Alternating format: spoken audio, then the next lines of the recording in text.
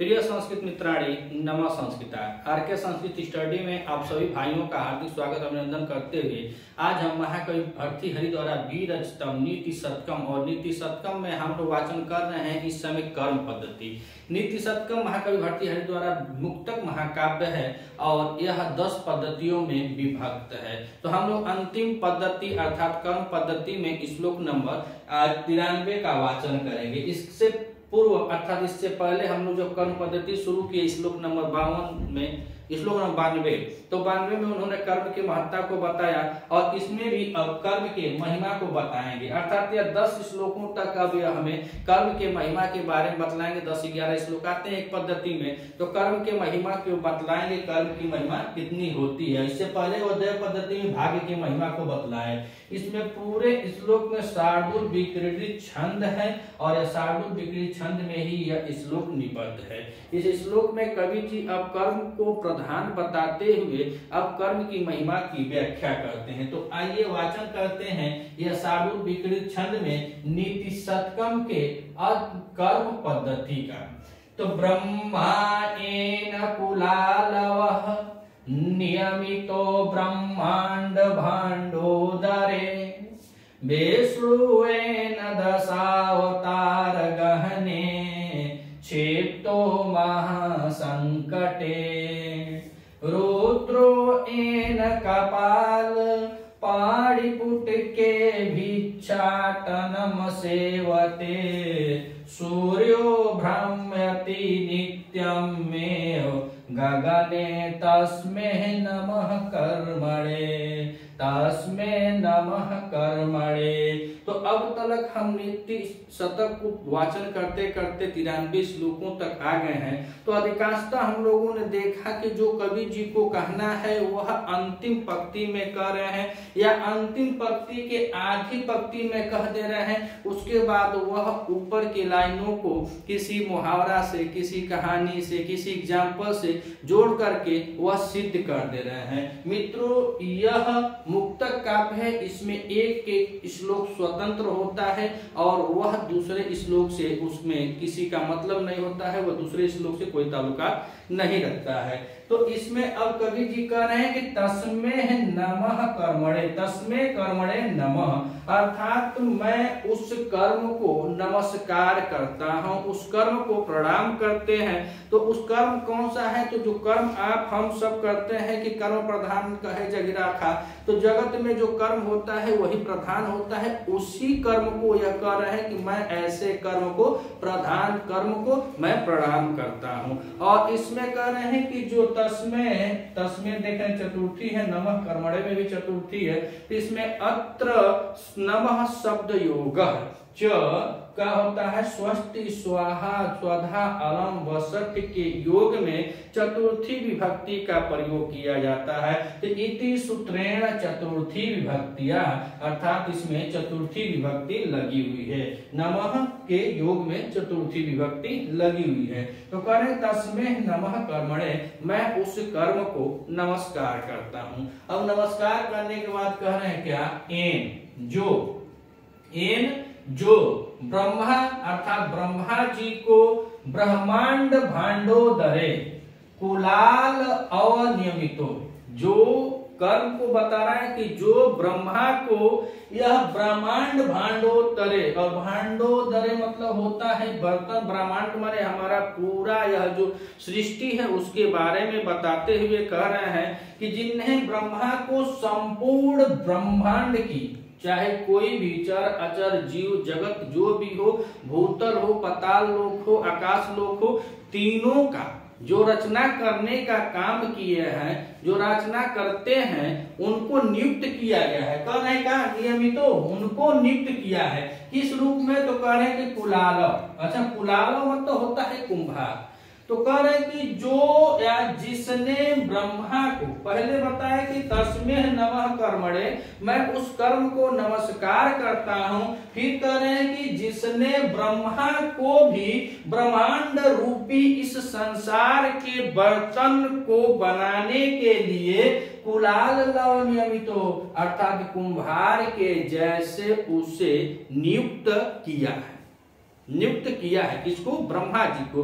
तो ब्रह्मा जी भी क्या है? तो कुम्हार कहें कि वह हमारे सृष्टि के रचनाकार माने जाते हैं, हम आप सबकी वह रचना करते हैं। तो उसी को कवि जी बता रहे हैं कि जो कर्म है उसने अपने कर्म के अनुसार, जो ब्रह्मा जी है वो सृष्टिदाता है, वो सृष्टि करते हैं। तो कह रहे हैं कि जिसने ब्रह्मा को भी संपूर्ण इस ब्रह्मांड में, जो ब्रह्मा रूपी ब्रह्मांड रूपी जो बर्तन है या संसार रूपी जिसमें सब लोग हम लोग हैं, तो कह रहे ब्रह्मांड रूपी बर्तन को बनाने के लिए कुलाल के जैसे, कुलाल और नियमित कुलाल के जैसे नियमित किया है। और नियमित को हम देखेंगे इसमें नि उपसर्ग पूर्वक यम और यम के साथ इसमें लगा हुआ है ऋच और ऋच के साथ इसमें कत प्रत्यय किया गया है, तो बना है नियमितो। तो कह रहे हैं कि जिसने ब्रह्मा को भी ब्रह्मांड रूपी इस संसार रूपी बर्तन को बनाने में नियमित किया है। और आगे कह रहे हैं कि एन विष्णु, और जिसने विष्णु को दशा अवतार गहने महासंकटे क्षिप्तो, अर्थात जिसने भगवान विष्णु को भी 10 अवतार लेने पे महासंकट में क्या किया? विवश कर दिया। जो महासंकट है अर्थात विष्णु भगवान को क्या कहा जाता है? पालनहार कहा जाता है। कि जो भगवान विष्णु है वह हम सबके इस जगत के पालनहार है। और उन्होंने 10 अवतार, कहने का कि 10 अवतार गहने, 10 अवतारों को लेने के लिए, जो 10 अवतार हैं विष्णु के, उसको धारण करने के लिए महासंकटे क्षिप्तो, महासंकट उनके ऊपर डाला।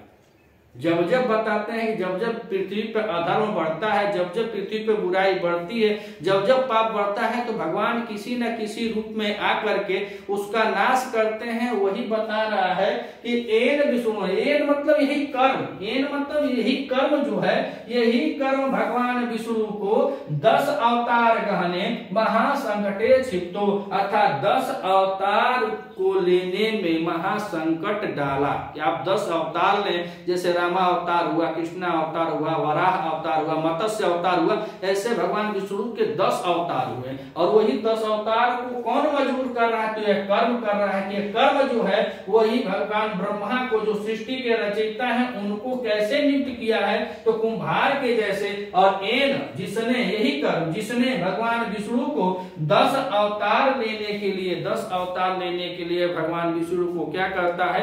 महासंकट डाल देता है, महासंकट यह डालता है। यह कर्म ऐसा है कि जो भगवान विष्णु को भी 10 अवतार लेने के लिए महासंकट डाल देता है।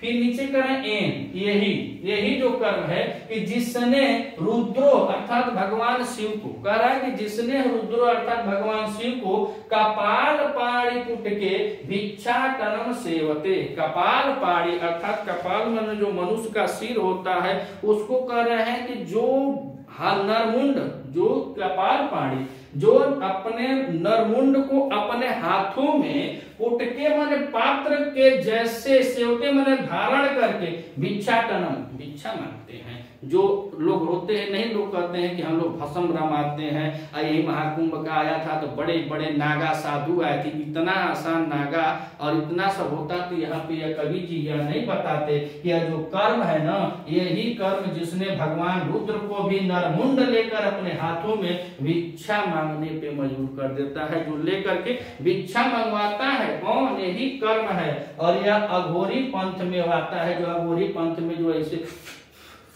करते हैं, अघोरी पंथ होते हैं, नागा साधु होते हैं, झूठे का ले लेते हैं, दुनिया उनिया रमाना पता नहीं क्या क्या कर देते हैं। लेकिन देखिए महाशिव का भी यह कर्म बख्शता नहीं है, ऐसा कर्म है। और अकॉर्डिंग टू भर्तृहरि, हम नहीं कर रहे हैं, भर्तृहरि जी लिख रहे हैं। तो ही बताया कि यह कर्म जो है जिसने भगवान रुद्र को भी कपाल पाणी पुटके, कपाल माने नरमुंड, पाणी माने हाथ में लेकर, पुटके माने बर्तन के जैसे सेवते भिक्षाटनम, अर्थात वह घूम घूम के भिक्षा मंगवाता है, भिक्षा पात्र बन जाता है। और उस भिक्षा पात्र कौन होता है? तो नरमुंड होता है, मनुष्य की खोपड़ी होती है, सब माला वाला डाल के घूमते हैं। तो नरमुंड हाथ में लेकर भीख मंगवाता है। और कह रहे हैं कि यही कर्म जो है सूर्यो भ्रामयति नित्यमेव गगने, यही जो सूर्य को भी आकाश में नियमित रूप से भ्रमित करवाता है, आकाश में सूर्य को भी चक्कर लगवाता है, यही कर्म है। अगर उसके पास चमक नहीं होती, सूर्य के पास स्वयं का प्रकाश नहीं होता,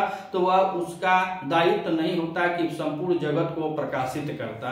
तो वही करें कि ये जो कर्म है वही कर्म सूर्य को आकाश के नियमित एवं नियमित रूप से भ्रमति चक्कर करवाता है। इतना महत्व यह कर्म का बतला रहे हैं इस श्लोक में। और नीचे फिर कह रहे हैं कि तस्मै नमः कर्मे, मैं उस कर्म को नमस्कार करता हूं। तो आइए एक बार और देख लेते हैं। तो कह रहे हैं कि तस्मै नमः कर्मणे, अर्थात मैं उस कर्म को नमस्कार करता हूं। और जिस कर्म ने क्या क्या करवा दिया, ऊपर से बताया कि जिसने ब्रह्मा जी को ब्रह्मांड भांडोदरे, यह ब्रह्मांड रूपी बर्तन का कुलाल नियमितो, जिसको कुंभार नियुक्त किया। कुलाल माने कुंभार, जिसको कुंभार नियुक्त किया। कौन? वही कर्म। वही कर्म को बता रहे हैं कि जिसने ब्रह्मा को भी ब्रह्मांड रूपी इस संसार के बर्तन को बनाने के लिए क्या कर दिया? कुंभार नियुक्त कर दिया, या कुंभार के रूप में नियमित युक्त किया कि तुम नियुक्त किए जा रहे हो तो तुम उसका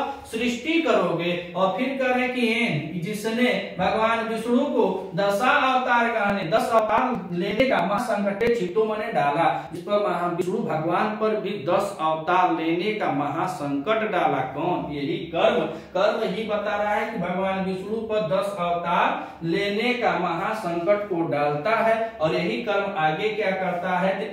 जिसने रुद्र भगवान शिव पर कपाल पाणिपुट के अर्थात नरमुंड के पात्रों को लेकर के भिक्षाटनम से होते, अर्थात उससे भीख मंगवाता है। कपाल नरमुंड को लेकर के वह भिक्षा मंगवाता है। किससे? रुद्रो, जो आदि शक्ति के दाता कहे जाते हैं, देवों के देव, महादेव कहे जाते हैं, उनके भी कर्म की यहाँ पे कबीर जी काउंटिंग कर रहे हैं, बता रहे हैं कि यही कर्म है जो भगवान रुद्र को, भगवान शिव को, महादेव को, देवों के देव, आराध्य देव को भी नर कपाल नरमुंड लेकर के वह भिक्षा करवाता, भिक्षा मंगवाता या भीख मंगाई।